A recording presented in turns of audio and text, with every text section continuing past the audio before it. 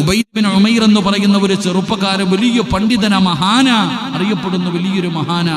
ഒരു ഭർത്താവ് തന്റെ ഭാര്യയുടെ ഗ്ലാമർ കണ്ടപ്പോൾ, സുന്ദരിയ തന്റെ ഭാര്യ, സ്നേഹം കൂടിയപ്പോ ഭർത്താവ് ഭാര്യയോട് പറഞ്ഞു, നിന്റെ സൗന്ദര്യം കണ്ട ഏതാണാ പഴച്ചു പോകാത്ത?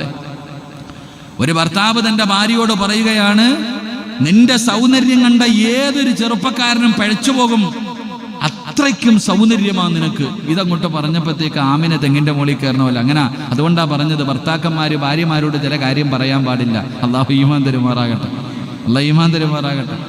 ഒന്നും പറയാൻ പേടിയാ. ഞാൻ ഏതോ ഒരു പ്രസംഗത്തിൽ പറഞ്ഞു, ചില കാര്യങ്ങൾ ചെയ്യുമ്പോൾ പെണ്ണുങ്ങളെ അടിക്കാന്ന്. അത്ര എടുത്തോളൂ, അടിക്കാന്ന് പറഞ്ഞ പോയിന്റ് എടുത്തിട്ടാ ഓരോരുത്തർ പറയുന്നത്. ചില കാര്യങ്ങൾ പറയാൻ പാടില്ല. അതിൽപ്പെട്ട ഒരു കാര്യം, ഇങ്ങനെ ചുമ്മാ ഇരുന്നിട്ട് ആമിനടുത്ത് പറയും, അല്ലാ നീ മലക്കുകളെ പോലെ ഇരിക്കുന്ന, ഹൂർലിങ്ങൾ പ്രസവിച്ച പോലെ നീ ഇരിക്കണം, എന്തൊരു സൗന്ദര്യം, അല്ലോ. അങ്ങനൊന്നും പറയില്ല. എന്തിനാ വെറുതെ ഇല്ലാത്ത കാര്യം പറയണം? അങ്ങനെ പറഞ്ഞു കഴിയുമ്പോൾ ആ പെണ്ണിന്റെ മനസ്സിന്റെ ഉള്ളിൽ ഇങ്ങനെ അങ്ങ് ചിന്ത വരും, അല്ലാ അപ്പൊ ശരിയാ പറഞ്ഞേക്കെ ഇല്ല, എങ്ങനെ ചിന്ത വരും. അപ്പോ ഭർത്താവ് ഭാര്യയോട് പറഞ്ഞു, പെണ്ണ് നീ എന്തൊരു സൗന്ദര്യം, നിന്റെ സൗന്ദര്യം കണ്ട ഏത് ആണും നിന്റെ മുന്നിൽ തോറ്റുപോകും. ഇത് പറഞ്ഞപ്പോ ഈ പെണ്ണിനൊരു വല്ലാത്ത, അങ്ങനാണോ അതങ്ങനെ? അപ്പൊ പറഞ്ഞ് ഇത്തിരി വെളുപ്പൊക്കെ ഉണ്ട്. ഭാര്യ അങ്ങോട്ട് പറയാൻ തുടങ്ങി. അപ്പൊ ഈ മനുഷ്യൻ ചോദിച്ചു, ഉബൈദ് ബിൻ ഉമൈർ എന്ന് പറയുന്ന ഒരു ചെറുപ്പക്കാരനുണ്ട്, നിനക്ക് അവനെ ഒന്ന് വളയ്ക്കാൻ പറ്റും? ഭർത്താവ് മരപ്പട്ടിക്ക് ഈനാൻ വെച്ചിക്ക് മരപ്പട്ടി കൊട്ടെന്ന് പറയണമല്ലേ. ഭർത്താവ് ഭാര്യയോട് ചോദിക്കുക, എങ്കിൽ ഞാൻ ഒരു ചെറുപ്പക്കാരനെ ഒരാളെ പറഞ്ഞു തരാം, നിനക്ക് അവനെ ഒന്ന് പഴപ്പിക്കാൻ പറ്റുമോ? ഒന്ന് ആലോചിച്ച് വയ്ക്കേ. പക്ഷെ ആ പെണ്ണിത്തിരി ഈമാനുള്ളതെങ്കിൽ ഇവൻ പറഞ്ഞപ്പോഴത്തേക്ക് കയറിയതാ. എൻ്റെ പ്രിയപ്പെട്ട സഹോദരങ്ങളെ, അപ്പൊ ആ പെണ്ണ് പറഞ്ഞു, എന്നാ ഞാൻ പിഴപ്പിക്കാം, ഞാൻ കാണിച്ചു തരാം. എൻ്റെ പ്രിയപ്പെട്ട സഹോദരങ്ങളെ, ചരിത്രം പറയുകയാണ്, വെറുതെ പറഞ്ഞതല്ല, മക്കയിൽ നടന്ന സംഭവമാ. ഭർത്താവ് പറയുകയാണ്, ഉബൈദ് ബിൻ ഉമൈർ എന്ന് പറയുന്ന ആ ചെറുപ്പക്കാരൻ നിനക്കൊന്ന് പിഴപ്പിക്കാൻ കഴിയുമോ? പടച്ചറപ്പേ. ഭർത്താവ് അവിടെ നിന്ന് പറഞ്ഞു കൊടുക്കുമ്പോ ഭാര്യ അതിന് തയ്യാറാവുകയാണ്.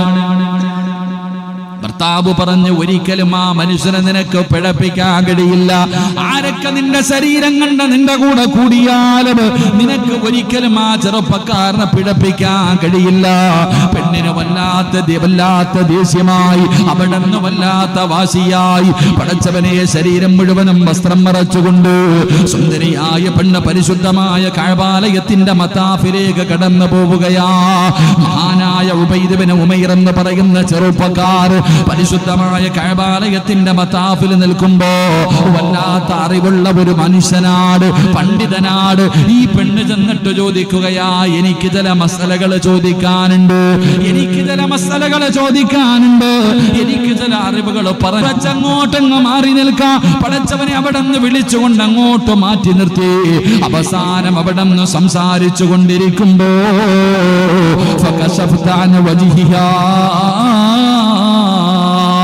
പെണ്ണ് തന്റെ മുഖത്തിട്ടിരിക്കുന്ന മറയങ്ങ് മാറ്റുകയാണ്, തന്റെ ഹിജാബെടുത്ത് മാറ്റുകയാണ്. എന്നിട്ട് തന്റെ സൗന്ദര്യം ആ ഉബൈദ് ബിൻ ഉമൈർ എന്ന് പറയുന്ന ചെറുപ്പക്കാരന്റെ മുന്നില് തന്റെ സൗന്ദര്യം ഇങ്ങനെ തുറന്നു കാണിച്ചിട്ട് ആ പെണ്ണ് ചോദിക്കുന്ന, ഉബൈദേ, എനിക്ക് നിന്നെ വല്ലാത്ത ഇഷ്ടമാണ്, എന്റെ ആഗ്രഹമൊന്ന് സാധിച്ചു തരുമോ? അല്ലാഹുവേ. ഉബൈദ് ബിൻ ഉമൈർ എന്ന് പറയുന്ന മനുഷ്യനുണ്ടല്ലോ, അവിടെ നിന്ന് ചോദിക്കുന്നു, പെണ്ണേ, നീ എവിടെ വെച്ചാ ചോദിക്കുന്നതെന്നറിയുമോ? നീ എവിടെയാ നിൽക്കുന്നതെന്നറിയുമോ? അല്ലാഹുവിന്റെ പരിശുദ്ധമായ കഅബാലയത്തിന്റെ മുന്നിൽ വെച്ചുകൊണ്ട് ഈ സുന്ദരിയായ പെണ്ണ് തന്റെ ശരീരം കാണിച്ചിട്ട് അവിടെ ആ ചെറുപ്പക്കാരനെ പിഴപ്പിക്കാൻ നോക്കുമ്പോ ഉബൈദ് ബിൻ ഉമൈർ എന്ന് പറയുന്ന മനുഷ്യൻ ചോദിക്കുകയാ, പെണ്ണേ, അതാ ഞാൻ നിന്റെ ആഗ്രഹം സാധിച്ചു തരാ.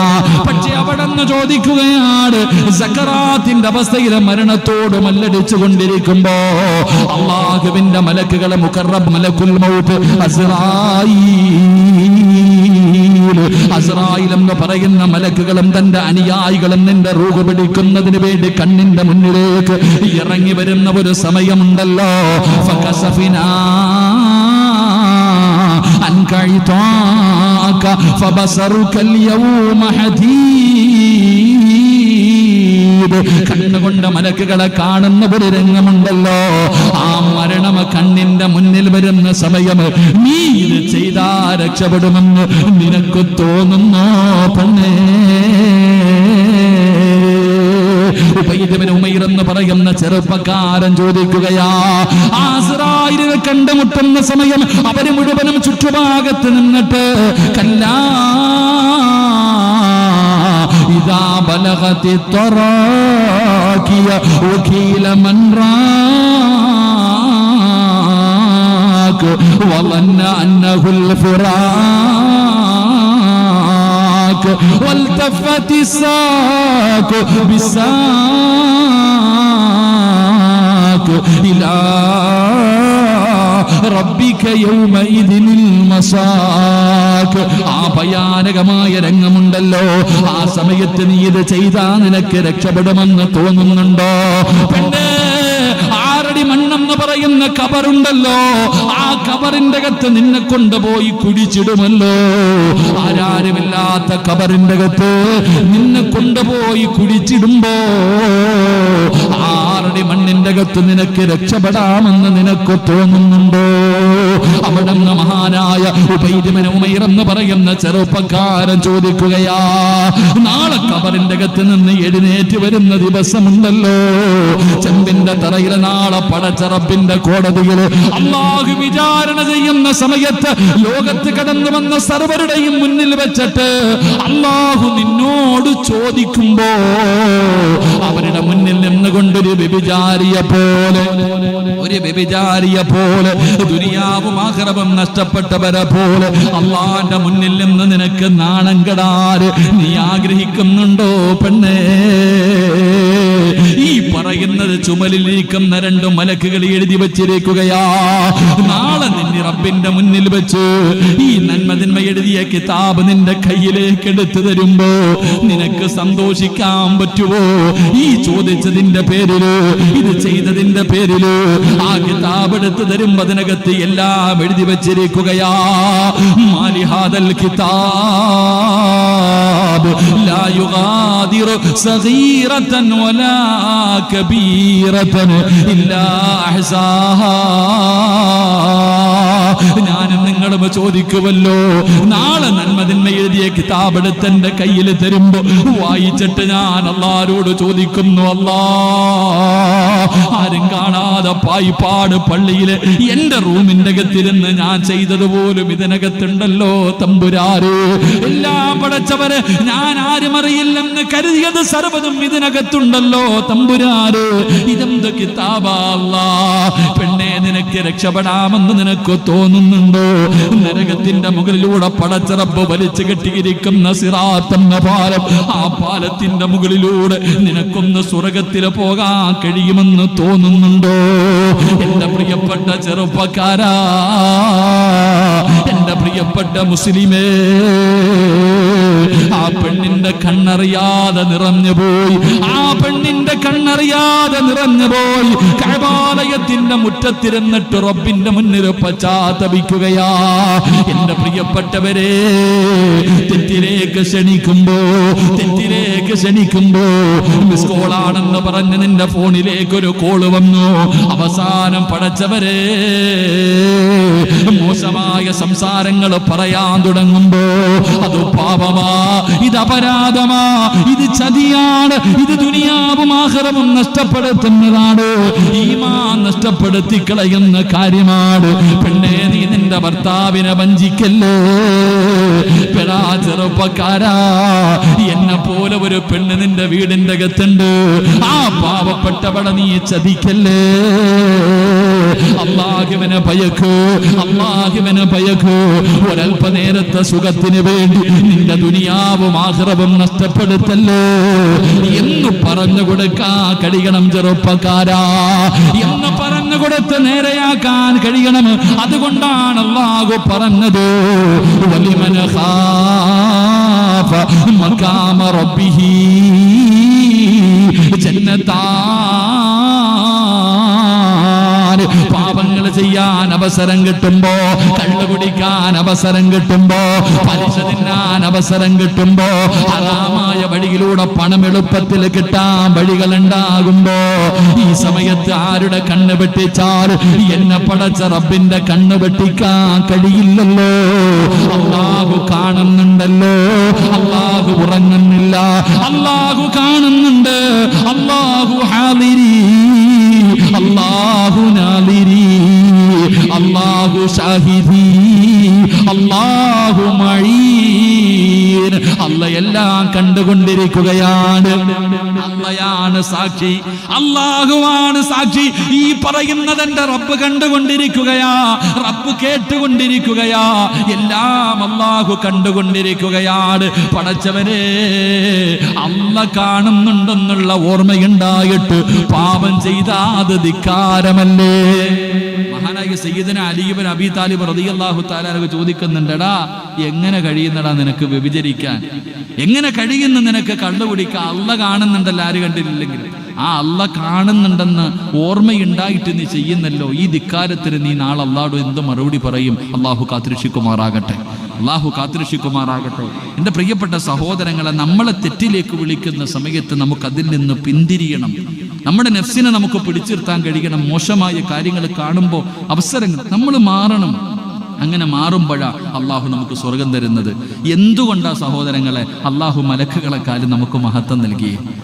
മലക്കുകളെക്കാളും മഹത്വം അള്ളാഹു നമുക്ക് എന്തേ? എൻ്റെ പ്രിയപ്പെട്ട സഹോദരങ്ങൾ, അള്ളാഹുവിൻ്റെ മലക്കുകൾ ഭക്ഷണം കഴിക്കുന്നുണ്ടോ? അവർ 24 മണിക്കൂറും ഇബാദത്തും ചെയ്തിരിക്കുക, അവർക്കൊന്നുമില്ല. പക്ഷെ നമ്മൾ പടച്ചവനെ എടാ റോഡിലൂടെ പോകുമ്പോൾ എന്തെല്ലാം പോസ്റ്ററുകൾ കാണുന്നു, എന്തെല്ലാം വൃത്തികേടുകൾ കാണുന്നു, പാപങ്ങൾ ചെയ്യാൻ ഒരുപാട് അവസരമുണ്ട്. ഇതെല്ലാം ഉണ്ടായിട്ടും ഇതിൻ്റെ ഇടയിലൂടെ അല്ലാ എന്ന് വിളിച്ച് നടക്കണം. അതുകൊണ്ടാണ് നമുക്ക് സ്വർഗം അല്ലാഹ് തരുന്നത്. ആ മലക്കുകളെക്കാളും മഹത്വം നമുക്ക് നൽകുന്നത്. അല്ലാഹു ഈമാൻ നൽകുമാറാകട്ടെ. കാട്ടിൽ പോയിരുന്ന് ജീവിക്കാം, വനത്തിൽ പോയി ജീവിക്കാം. ഓൻ എന്ത് പാപം ചെയ്യാനാ? അവൻ അവിടെ നിന്ന് സിനിമ കാണാൻ പറ്റുമോ? അല്ലെങ്കിൽ ഏതെങ്കിലും പെണ്ണുങ്ങളുമായിട്ട് ചാറ്റ് ചെയ്യാനോ ഒന്നും പറ്റത്തില്ല.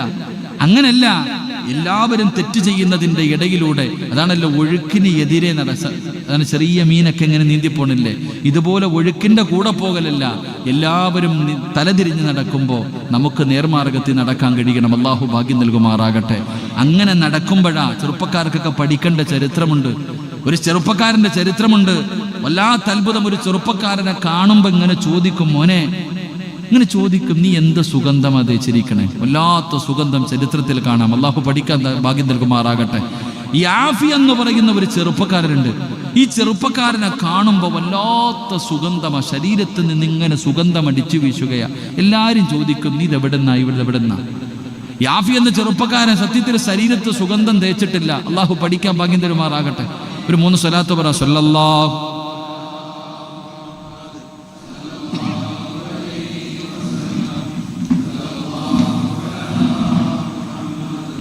സല്ലല്ലാഹു അലൈഹി വസല്ലം. അല്ലാഹുമ്മ സ്വല്ലി അലാ മുഹമ്മദ് യാ റബ്ബി സ്വല്ലി അലൈഹി വസല്ലം. അല്ലാഹു നമ്മളെ രക്ഷപ്പെടുത്തുമാറാകട്ടെ. ഈ സ്വലാത്തിന്റെ ബറക്കത്ത് കൊണ്ട് അല്ലാഹു നമ്മുടെ രോഗങ്ങളൊക്കെ അല്ലാഹു ശിഫ നൽകി അനുഗ്രഹിക്കുമാറാകട്ടെ. യാഫി എന്ന് പറയുന്ന ഈ ചെറുപ്പക്കാരൻ ഇങ്ങനെ നടന്നു പോകുമ്പോൾ എല്ലാവരും ചോദിക്കുന്നു, യാഫിയെ, നീ ഈ സുഗന്ധം എവിടെ നിന്നാ മേടിച്ച? വല്ലാത്ത സുഗന്ധം. ആ ചെറുപ്പക്കാരൻ പറയും, ഞാൻ എൻ്റെ ശരീരത്ത് സുഗന്ധം തേച്ചിട്ടില്ല. ചരിത്രം പറയുകയാണ്, അവസാനം ഈ വീടിൻ്റെ അയൽവാസിയായ ഒരു മനുഷ്യനുണ്ട്. ആ മനുഷ്യൻ പോയിട്ട് കരഞ്ഞുകൊണ്ട് ചോദിച്ചു, യാഫിയെ, ഇതെവിടെ നിന്നാ? എനിക്ക് നിസ്കരിക്കാൻ പറ്റുന്നില്ല. എൻ്റെ വീടിൻ്റെ അകത്തിരുന്ന് ഇബാദത്ത് ചെയ്യുമ്പോൾ നിന്റെ ഈ സുഗന്ധം ഇങ്ങനെ അടിക്കുന്ന കാരണം എൻ്റെ നമസ്കാരത്തിൽ നിന്ന് ശ്രദ്ധ പോലും മാറിപ്പോകുന്നു. അതുകൊണ്ട് ഇതെവിടെ നിന്നാ? ഒന്ന് പറഞ്ഞതാ. നീ എന്തിനാ ഇത്രയും വലിയ സുഗന്ധം തേക്കുന്നത്? ആ യാഫി എന്ന ചെറുപ്പക്കാരൻ കരഞ്ഞുകൊണ്ട് പറഞ്ഞു, തങ്ങളെ, ഞാൻ സുഗന്ധം തേച്ചിട്ടില്ല. എൻ്റെ ശരീരത്ത് ഞാൻ സുഗന്ധം തേച്ചിട്ടില്ല. എൻ്റെ ശരീരത്തിൽ ഞാൻ സുഗന്ധം തേച്ച് പിന്നെ എങ്ങനെ ഈ മണക്കണേ? നിന്റെ ശരീരം വല്ലാതെ സുഗന്ധം അടിക്കുന്നല്ലോ, നീ പോകുമ്പോൾ സുഗന്ധം പരിമളം ഇങ്ങനെ അടിച്ചു വീശുന്നല്ലോ, എങ്ങനാ? ആ ചെറുപ്പക്കാരൻ കരഞ്ഞുകൊണ്ടൊരു ചരിത്രം പറയുകയാ. യാഫി എന്ന് പറയുന്ന ആ ചെറുപ്പക്കാരൻ കരഞ്ഞുകൊണ്ട് തന്റെ ജീവിതത്തിൽ സംഭവിച്ച ഒരു ചരിത്രം. എന്റെ പ്രിയപ്പെട്ട സഹോദരങ്ങളെ, വല്ലാത്ത സൗന്ദര്യമുള്ള ചെറുപ്പക്കാരനാ യാഫി എന്ന് പറയുന്ന ചെറുപ്പക്കാരൻ. പാവപ്പെട്ടവനാണെങ്കിലും കാണാൻ വല്ലാത്ത സുന്ദരനാണ്. റബ്ബേ, ഒരു ദിവസം തന്റെ കുടുംബത്തിലേക്ക്, തന്റെ വീട്ടിലേക്ക് അതാ കൊട്ടാരത്തിൽ നിന്ന് തോഴിമാര് കടന്നു വരികയാണ്. കൊട്ടാരത്തിലെ പെണ്ണുങ്ങൾ കടന്നു വന്നു. യാഫിയെ നിന്നെ കൊട്ടാരത്തിലേക്ക് വിളിക്കുകയാണ്, നിന്നെ കൊട്ടാരത്തിലെ റാണി വിളിക്കുകയാണ്. പടച്ചവനെ, യാഫി എന്ന് പറയുന്ന ചെറുപ്പക്കാരൻ അവിടുന്ന് കൊട്ടാരത്തിലേക്ക് കടന്നുപോയി. അതാ പടച്ചവനെ, ഓരോ റൂമിങ്ങനെ കിടക്കുമ്പോഴും കവാടങ്ങൾ അടഞ്ഞുകൊണ്ടിരിക്കുകയാണ്.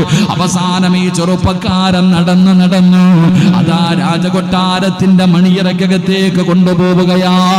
ആ രാജകൊട്ടാരത്തിന്റെ മണിയറക്കകത്ത് കടന്നു ചെല്ലുമ്പോ രാജാവ് ഓടി വന്നിട്ട് യാഫി എന്ന് പറയുന്ന ചെറുപ്പക്കാരനെ കെട്ടിപ്പിടിക്കുകയാ. ഓടി വന്ന് തന്റെ ശരീരത്തിലേക്ക് ചേർത്തിയിട്ട് യാഫി എന്ന് പറയുന്ന ചെറുപ്പക്കാരനോട് കടന്ന് യാചിക്കുകയാണ്. അല്ലാ, കെട്ടിപ്പിടിച്ച് ചുംബനം കൊടുത്തിട്ട് പറയുന്ന, റെഡിയാകടാ.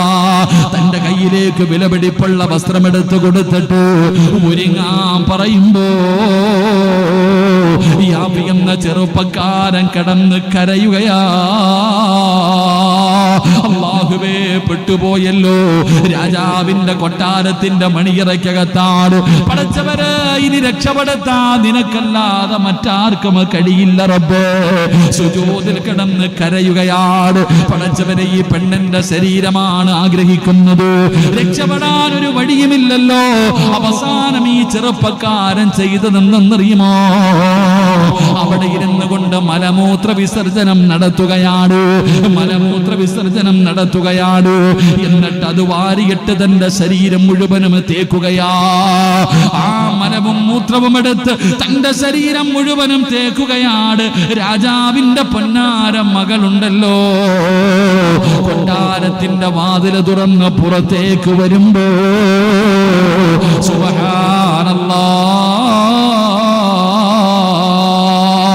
പടച്ചവരെ, അതാ ശരീരം മുഴുവനും വിസർജനം വാരി തേച്ച് നിൽക്കുന്ന യാഫിയനെ കണ്ടപ്പോ സങ്കടത്തോടെ ചോദിക്കുന്നു, എടാ യാഫിയേ, എന്തിനാ ഇങ്ങനെ ചെയ്തത്? എന്തിനാ നീ ഇങ്ങനെ ചെയ്തത്?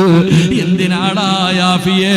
ഇതാരും കാണില്ലല്ലോ, ഇതാരും അറിയില്ലല്ലോ.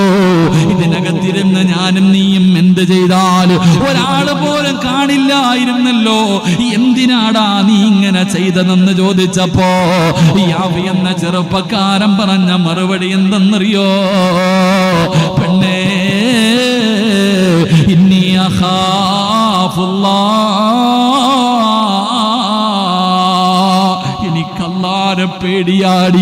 എനിക്കല്ലാനെ പേടിയാടി. ആര് കണ്ടില്ലെങ്കിലും അല്ല കാണുന്നുണ്ടല്ലോ. എവിടെ ഇരുന്ന് മറഞ്ഞിരുന്ന് ചെയ്താൽ പടച്ച റബ്ബ് കാണുന്നുണ്ടല്ലോ. എനിക്ക് പേടിയാ. അവസാനം കൊട്ടാരത്തിന്റെ മണിയറയ്ക്കകത്തിരുന്ന് ആ പെണ്ണവടന്ന് ആട്ടിയിറക്കുമ്പോ പൊട്ടിക്കരഞ്ഞുകൊണ്ട് യാഫി എന്ന് പറയുന്ന ചെറുപ്പക്കാർ മരുഭൂമിയിലേക്ക് വന്ന് തന്റെ ശരീരത്തിലേക്ക് മണ്ണ് വാരിയിടുകയാ. പാപം ചെയ്തു പോയല്ലോ റബ്ബേ, തെറ്റ് ചെയ്തു പോയല്ലോ റബ്ബേ, എനിക്കിനി സ്വർഗം കിട്ടില്ലല്ലോ. നാളെ മുത്തുനബിയുടെ കൂടെ സ്വർഗത്തിൽ കടക്കാൻ കഴിയില്ലല്ലോ. ശരീരം മുഴുവനും മണ്ണ് വാരിയിട്ട് പടച്ചവരെ രാവും പകലും അവിടെ നിന്ന് നിലവിളിച്ച് കരഞ്ഞുകൊണ്ട് നടക്കുകയാ. എന്റെ പ്രിയപ്പെട്ടവരെ, യാഫി എന്ന ചെറുപ്പക്കാരൻ മഹാനവറുകളോട് പറയുകയാണ്, അല്ലാഹുവേ, ഏറ്റവും കൂടുതൽ വിഷമമെന്തെന്നറിയോ? ഈ പെണ്ണ് തൊട്ട ശരീരവുമായി ഞാൻ എങ്ങനാണ് മുത്തുനബിയുടെ മുന്നിൽ പോകുന്നത്? ആ പ്രവാചകന്റെ കൂടെ സ്വർഗത്തിൽ പോകുന്നത്? ആ പ്രവാചകന്റെ ശഫാഅത്ത് കിട്ടുന്നത്? പടച്ചവനെ, നിലവിളിച്ച് കരഞ്ഞു നടക്കുകയാണ്. അവസാനം അവിടെ ഉറപ്പേ പാതിരാത്രി എഴുന്നേറ്റ് നിസ്കരിച്ചിട്ട് തൗബ ചെയ്തു. അവിടെ കരഞ്ഞ് തളർന്നു കിടക്കുമ്പോ ആരാ വരുന്നതെന്നറിയുമോ? മഹാനായ നബി മുഹമ്മദ് മുസ്തഫ സല്ലല്ലാഹു അലൈഹി വസല്ലമ തങ്ങള് അല്ലാഹുവിന്റെ പ്രവാചകൻ അവിടുന്ന് സ്വപ്നത്തിലൂടെ കടന്നു വരികയാണ്. യാഫി എന്ന് പറയുന്ന ചെറുപ്പക്കാരന് മുത്തുനബി അവിടുന്ന് കെട്ടിപ്പിടിച്ചത് കൊണ്ടാ മുത്തുനബി എന്നെ കെട്ടിപ്പിടിച്ചത് കൊണ്ടാണ്, ആ സുഗന്ധമാണ് ഈ ശരീരത്തിൽ നിന്ന് അടിച്ചു വീശുന്നതെന്ന് പറയുമ്പോ എന്റെ പ്രിയപ്പെട്ട ചെറുപ്പക്കാരാ, മോനെ അവസരം കിട്ടുമ്പോ മുതലാക്കല്ലേ. പടച്ചറപ്പിനെ ഭയന്നുകൊണ്ട് പിന്തിരിയാൻ കഴിയണം, തെറ്റുകളിൽ നിന്ന് അകലാൻ കഴിയണം. ഒരിക്കലും നിന്റെ ശരീരം പറയുന്നത് നീ അനുസരിക്കരുത്, ശരീരം പറയുന്നത് നീ കേൾക്കരുത്. നീ ശരീരത്തിന്റെ അടിമയല്ല, നിന്റെ നഫ്സ് നിന്റെ അടിമയാടോ. ഞാൻ പറയുന്നത് എന്റെ ശരീരം കേൾക്കണം. അങ്ങനെ ഒരു കാലം വന്നാ അള്ളാന്റെ ഖുർആനാ പറയുന്നത്, അള്ളാന്റെ ഖുർആനാ പറയുന്നത്. അങ്ങനെ നമ്മുടെ ശരീരം നമ്മൾ പറയുന്നത് അനുസരിക്കുന്ന ഒരവസ്ഥ വന്നാൽ വഅമ്മാ മൻ ഖാഫ മഖാമ റബ്ബിഹി വനഹ النفس عن الهوى فإن الجنة هي المأوى. സ്വർഗം തരാമെന്ന് പടച്ച റബ്ബാണ് പറയുന്നത്, അല്ലാഹുവാണ് പറയുന്നത് സ്വർഗം തരാമെന്ന്. അതുകൊണ്ട് ഉസ്താദേ, എന്റെ ശരീരം സ്വർഗത്തിന് പകരമായി എന്റെ ശരീരം, എന്റെ നഫ്സുണ്ടല്ലോ, ആ നഫ്സിനെ എന്റെ അടിമയാക്കാൻ തീരുമാനിച്ചു. 33 കൊല്ലത്തിന്റെ ഇടയിൽ ഞാൻ പഠിച്ച രണ്ടാമത്തെ അറിവിതാണെന്ന് മഹാനായ ഖാതിമുൽ അസം തങ്ങൾ പറയുമ്പോ, അല്ലാഹ് ഈ ഒരു ഇൽമ ഞങ്ങൾക്കും തരണേ അല്ലാഹ്. ഞങ്ങളുടെ നഫ്സുകളെ നിയന്ത്രിക്കാൻ ഞങ്ങൾക്ക് ഭാഗ്യം തരണേ അല്ലാഹ്. ഉസ്താദിനോട് ശിഷ്യം പറഞ്ഞു കൊടുക്കുക, ഖുർആനിൽ അല്ലാഹു പറഞ്ഞിട്ടുണ്ട്, സ്വന്തം ശരീരത്തെ, സ്വന്തം നഫ്സിനെ അല്ലാഹുവിനെ ഭയന്നുകൊണ്ട് ആരാണോ പിടിച്ചു വെക്കുന്നത്, വരുതിയിൽ കൊണ്ടുവരുന്നത്, അവന് നാളെ സ്വർഗമുണ്ടെന്ന് ഖുർആൻ പറഞ്ഞു. അതുകൊണ്ട് ഞാൻ തീരുമാനിച്ചു, ഇന്നു മുതൽ ഞാൻ പറയുന്നത് എൻ്റെ ശരീരം കേൾക്കണം, ഞാൻ പറയുന്നത് എൻ്റെ ശരീരം കേൾക്കണം, ശരീരം എൻ്റെ അടിമയാണ്. അങ്ങനെ ഞാൻ തീരുമാനമെടുത്തു. അതാണ് ഞാൻ പഠിച്ച രണ്ടാമത്തെ അറിവ്. അള്ളാഹു നമുക്ക് ഈമാൻ നൽകുമാറാകട്ടെ, അള്ളാഹു നമുക്ക് ഈമാൻ നൽകുമാറാകട്ടെ. സിറാജ് പറയുന്നത് സിറാജിൻ്റെ നഫ്സ് കേൾക്കണം, കേട്ടില്ലെങ്കിൽ പിന്നെ എൻ്റെ അവസ്ഥ നരകമാണ്. അള്ളാഹു കാത്തിരക്ഷിക്കുമാറാകട്ടെ, അള്ളാഹു കാത്തിരക്ഷിക്കുമാറാകട്ടെ. 3 ഇരിക്കല്ലേ, നിർത്താറായോ? ഇല്ല, ഇന്ന് ചായം കടിയൊന്നും ഇല്ലേ? ഇപ്പോൾ ഇൻഷാ അല്ലാഹ്, ഇൻഷാ അല്ലാഹ്, അൽഹംദുലില്ലാഹ്. എല്ലാവരും ഇൻഷാ അല്ലാഹ്, എല്ലാവരും എന്തെങ്കിലുമൊക്കെ കരുതിക്കൊണ്ട് നമ്മുടെ പരിപാടിക്ക്, വെള്ളിയാഴ്ച ദിവസത്തെ പരിപാടിക്കൊക്കെ വേണ്ടി ഇൻഷാ അല്ലാഹ്. ഇന്ന് ഹദ്ദാദ് ഉണ്ടായിരുന്ന ഒരു സഹോദരൻ, ഹദ്ദാദ് അല്ലാഹു സുബ്ഹാനഹു വ തആല അദ്ദേഹത്തിൻ്റെ സദഖ അല്ലാഹു സ്വീകരിക്കുമാറാകട്ടെ, അർഹമായ പ്രതിഫലം അല്ലാഹു നൽകി അനുഗ്രഹിക്കുമാറാകട്ടെ. വെള്ളിയാഴ്ച ദിവസം മഗ്രിബ് നമസ്കാരം കഴിഞ്ഞിട്ട് ഒരു 5 മിനിറ്റേ ഉള്ളൂ ഹദ്ദാദ്, അരമണിക്കൂറൊന്നും ഇല്ല. നിങ്ങളൊക്കെ ഇരിക്കണം, നമസ്കാരം കഴിഞ്ഞ് എല്ലാവരും പോവാപ്പാ. ഒരു 10 മിനിറ്റേ ഉള്ളൂ. അൽഹംദുലില്ലാഹ്, വേറെ ഒന്നുമില്ല. ഹദ്ദാദ് ആഴ്ചയിൽ ഒരു ദിവസമാണ് നമ്മൾ ഓതുന്നത്.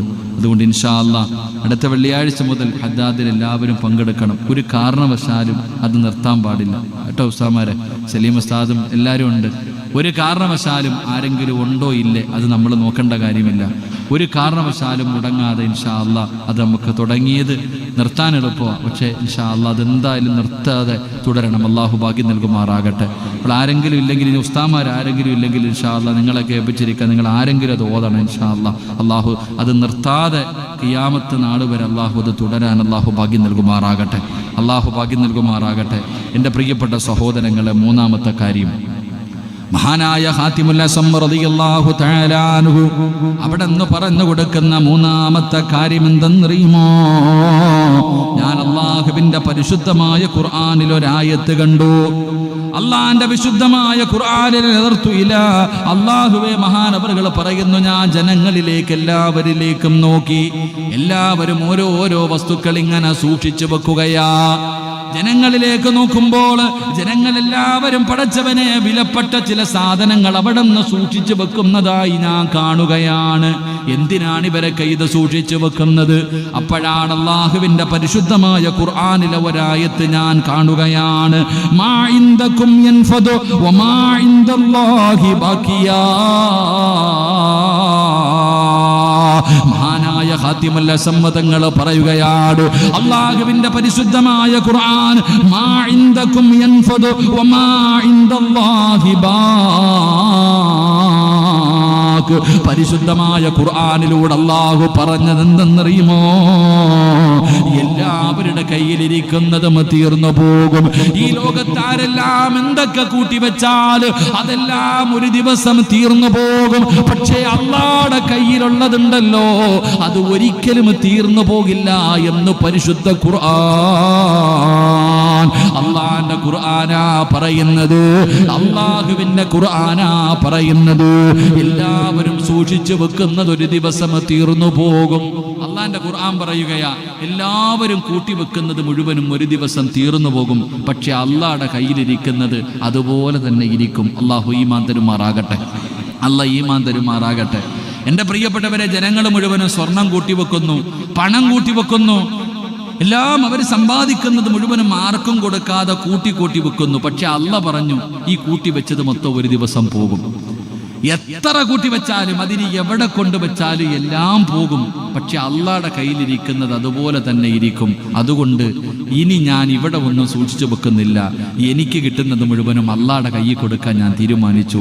അതാണ് ഞാൻ പഠിച്ച മൂന്നാമത്തെ അറിവ്. അല്ലാഹു നമുക്ക് ഈമാൻ നൽകുമാറാകട്ടെ. അല്ലാഹു ഈമാൻ നൽകുമാറാകട്ടെ. മൂന്നാമത്തെ അറിവ് എന്താ? ഞാൻ എന്തൊക്കെ കൂട്ടിവെച്ചാലും എല്ലാം ഒരു ദിവസം പോകോ?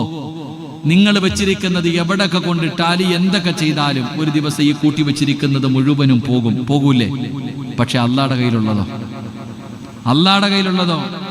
എൻ്റെ പ്രിയപ്പെട്ട സഹോദരങ്ങൾ, നമ്മൾ അല്ലാഹുവിന്റെ കൈ കൊടുത്തത് അത് സേഫായിട്ട് അവിടെ തന്നെ ഉണ്ടാകും. അതാണ് ഏറ്റവും വലിയ ലോക്കർ. അല്ലാഹു ഈമാൻ തരുമാറാകട്ടെ. അല്ലാഹു ഈമാൻ തരുമാറാകട്ടെ. എൻ്റെ പ്രിയപ്പെട്ട സഹോദരങ്ങളെ, അല്ലാഹുവിന്റെ പ്രവാചകൻ എവിടെന്ന് പറയുകയാ, മഹാനായ ഹാത്തിമുൽ അസമ്മ തങ്ങൾ പറയുകയാണ്, അതുകൊണ്ട് എൻ്റെ കയ്യിൽ എന്തെങ്കിലും കിട്ടിക്കഴിഞ്ഞാൽ വൈകുന്നേരത്തിന് മുമ്പേ ഞാൻ അത് അല്ലാഹുവിന് വേണ്ടി കൊടുക്കുമായിരുന്നു. പടച്ചവൻ അല്ലാഹുവിന് കൊടുക്കുമെന്ന് പറഞ്ഞാൽ പാവങ്ങൾക്ക് കൊടുക്കുമായിരുന്നു, യതീമീങ്ങൾക്ക് കൊടുക്കുമായിരുന്നു, രോഗികൾക്ക് കൊടുക്കാൻ തീരുമാനിച്ചു. ഞാനൊന്നും കരുതി വെക്കാറില്ല. എൻ്റെ കയ്യിൽ നാളത്തേക്ക് വേണ്ടി ഞാനൊന്നും കൂട്ടി വെക്കാറില്ല. എല്ലാം അല്ലാഹുവിന്റെ കയ്യിൽ സുരക്ഷിതമായി കൊടുക്കുകയാ.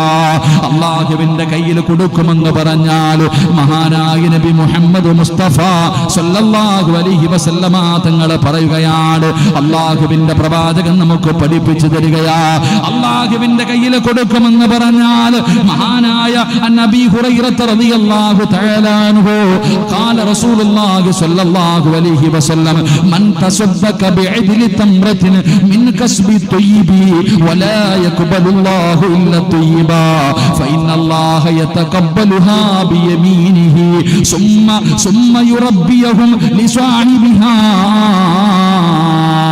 മഹാനായ അബൂ ഹുറൈറ റളിയല്ലാഹു തആല അൻഹു റിപ്പോർട്ട് ചെയ്യുന്ന ഹദീസാണ്.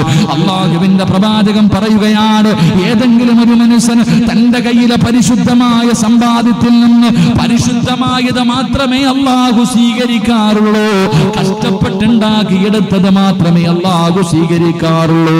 പലിശ വേണ്ട, ഹറാം വേണ്ട, ലോൺ എടുത്തത് വേണ്ട, ഹറാമായ വഴിയിലൂടെ സമ്പാദിച്ചത് വേണ്ട, പറ്റിച്ചുണ്ടാക്കിയത് വേണ്ട.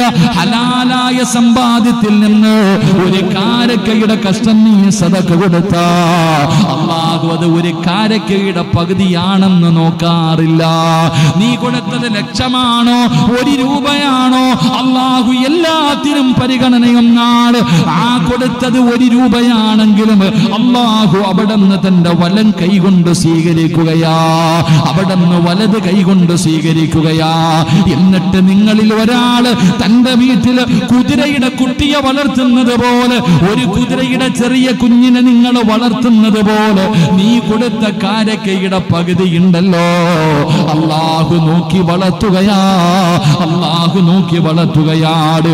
എന്നിട്ടോ നാളെ നീ പടച്ച റബ്ബിന്റെ പരലോകത്തേക്ക് മീസാൻ എന്ന് പറയുന്ന നന്മതിന്മ തൂക്കുന്ന ത്രാസിന്റെ മുന്നിലെത്തുമ്പോ നീ കൊടുത്ത ഈ കാരക്കയുടെ പകുതി ഉണ്ടല്ലോ, അല്ലാഹു നിനക്ക് ഉഹദ് മലയോളം വലിപ്പമുള്ളതാക്കി അല്ലാഹു നിനക്ക് തിരിച്ചു തരുമെന്ന് നബി മുഹമ്മദ് മുസ്തഫ സല്ലല്ലാഹു അലൈഹി വസല്ലം ഈ കാണുന്ന പള്ളിക്ക് ലക്ഷം കൊടുത്താൽ നീ കൊടുക്കുന്നത് 1 രൂപയാണെങ്കിലും ആ 1 രൂപ എന്റെ പ്രിയപ്പെട്ടവരെ അല്ലാഹു വലത് കൈകൊണ്ട് സ്വീകരിച്ചിട്ട് ഉദ്ഹിയ മൃഗത്തെ നമ്മൾ വളർത്തുമല്ലോ.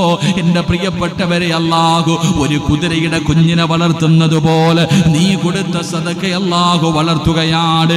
എന്നിട്ടോ നാളെ നീ പരലോകത്ത് ചെല്ലുമ്പോ പർവ്വതത്തോളം വലിപ്പമുള്ളതാക്കി അല്ലാഹു നിനക്ക് തിരിച്ചു തരുമെന്ന് നബി മുഹമ്മദ് മുസ്തഫ സല്ലല്ലാഹു അലൈഹി വസല്ലമ തങ്ങൾ പറയുമ്പോൾ എന്റെ പ്രിയപ്പെട്ടവരെ സദഖ ചെയ്യാൻ മടിയാണ്, നല്ല കാര്യങ്ങൾക്ക് വേണ്ടി കൊടുക്കാൻ മടിയാണ്. ശൈത്താൻ പറയും കുറഞ്ഞു പോകും, നിനക്ക് ദാരിദ്ര്യം വരും എന്ന് പറയുമ്പോ എന്റെ പ്രിയപ്പെട്ടവരെ കൊടുക്കാതെ പൂഴ്ത്തി വെക്കുന്നവന് എന്തൊരു വലിയ ഭാഗ്യമാണ് നീ നഷ്ടപ്പെടുത്തുന്നത്, എത്ര വലിയ ഭാഗ്യമാണ് നഷ്ടപ്പെടുത്തുന്നത്.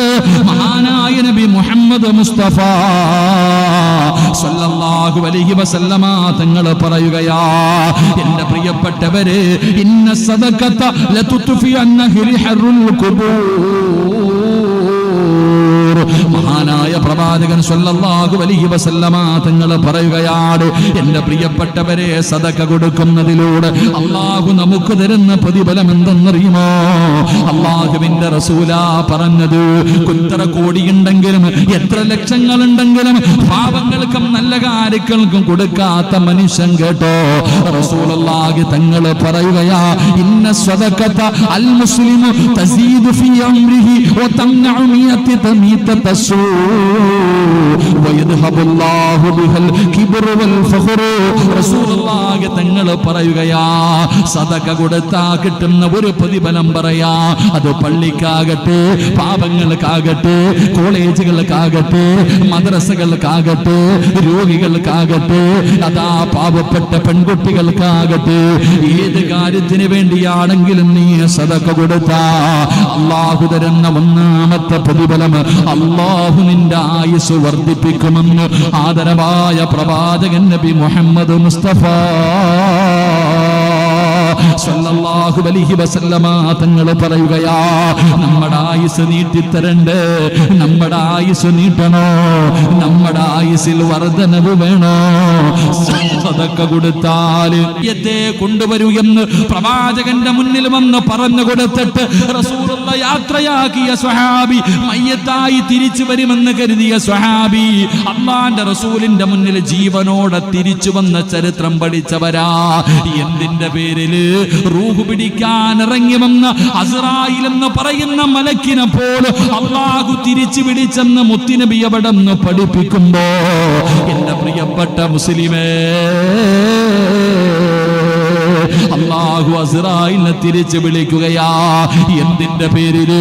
ഒരു പാവപ്പെട്ട 2 യതീമായ മക്കളെ സഹായിച്ചതിന്റെ പേരില്, വിവാഹപ്രായമെത്തിയ 2 യതീമായ പെൺകുട്ടികൾക്ക് കൊടുക്കേണ്ടത് കൊടുത്ത് വിവാഹം കഴിച്ചു കൊടുത്തതിന്റെ പേരിൽ, സദഖ കൊടുത്തതിന്റെ പേരിൽ ആ സ്വഹാബിക്ക് അല്ലാഹു ദീർഘായുസ് കൊടുത്ത ചരിത്രം ഞാനും നിങ്ങളും പഠിച്ചവരല്ലോ.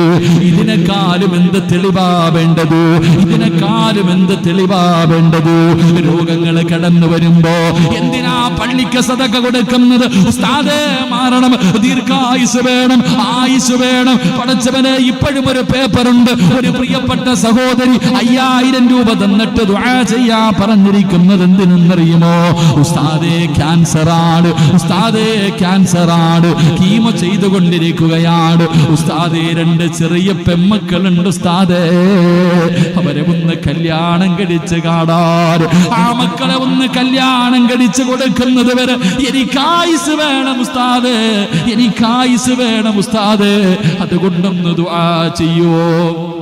അല്ലാഹുവേ, ചിന്തിച്ചു നോക്ക്, തന്റെ പൊന്നാര മക്കളെ താരുടെയെങ്കിലും പെൺമക്കളാണ് കയ്യിൽ പിടിച്ചു കൊടുക്കുന്നത് വരെയെങ്കിലും എനിക്ക് ആയുസ് വേണം, എൻ്റെ മക്കളുടെ വിവാഹം എനിക്കൊന്ന് കാണണം, എനിക്ക് ആയുസ് കിട്ടാൻ അല്ലാഹ് ആ പെങ്ങൾക്ക് നീ ദീർഘായുസ് കൊടുക്കണേ അല്ലാ, ആഫിയത്ത് കൊടുക്കണേ അല്ലാ, ആഫിയത്ത് കൊടുക്കണേ അല്ലാ. എത്രയോ പേര് പടച്ചവര് ഇതുപോലെ സദക്ക കൊടുത്തിട്ട് അല്ലാഹു രക്ഷപ്പെടുത്തിയവരുണ്ട്. ഹോസ്പിറ്റലിൽ ഐസിയുവിൽ കിടക്കുകയാണ്. ഡോക്ടർ പറഞ്ഞു അറിയിക്കാനുള്ളവരെയൊക്കെ അറിയിച്ചോ, കാണേണ്ടവരെയൊക്കെ കാണിച്ചോ.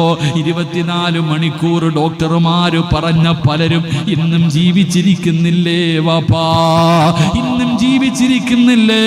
ഡോക്ടർമാര് പോലും പടച്ചവനെ അത്ഭുതപ്പെട്ടു പോയി. എത്രയോ പേരുടെ ചരിത്രമറിയാ. അള്ളാന്റെ റസൂലാ പറഞ്ഞത് സദഖ കൊടുക്കുന്നവന്റെ ആയുസ് അള്ളാഹു വർദ്ധിപ്പിക്കുമെന്ന് നബി മുഹമ്മദ് മുസ്തഫ സല്ലല്ലാഹു അലൈഹി വസല്ലമ തങ്ങൾ പറയുമ്പോ രണ്ടാമത്തെ പ്രതിഫലം എന്തെന്നറിയോ? താടിയും തഴമ്പും കൊണ്ട് ഇരിക്കുന്ന എൻ്റെ പ്രിയപ്പെട്ട മുസ്ലിമേ, നിന്റെ അവസാനം എങ്ങനെയാണെന്നറിയോ? നമ്മുടെയൊക്കെ അവസാനം എങ്ങനെയാണ്? പടച്ചവരെ അല്ലാഹു നമ്മളെ കാത്തിരക്ഷിക്കുമാറാകട്ടെ.